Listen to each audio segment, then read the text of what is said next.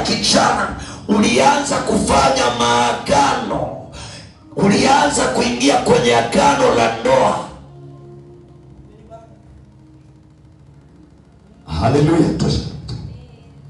Uliingizwa kwenye agano la ndoa, ambaye kimsingi alikuingiza kwenye agano la ndoa hakuwa mume wako wala hakuwa mke wako.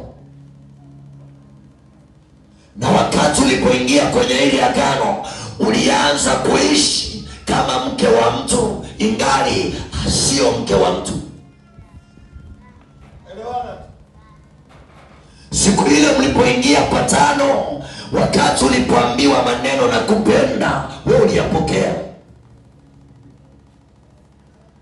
Wengine wakaenda mbali kabisa, wakafanya na tendo.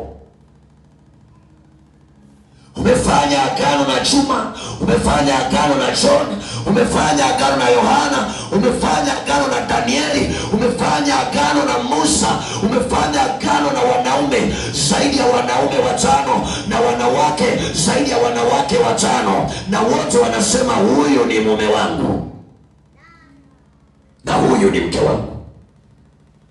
Katika ulimwengu wa roho, wakati unapopata anguko, panabaki mlango wazi. Ule mlango una madai.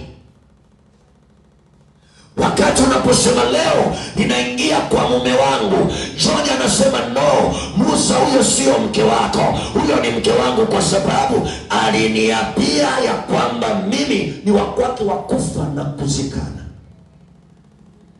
Na huyo hajawahi kuja kuniambia kwamba leo mimi Musa sikutaki, nimepata mume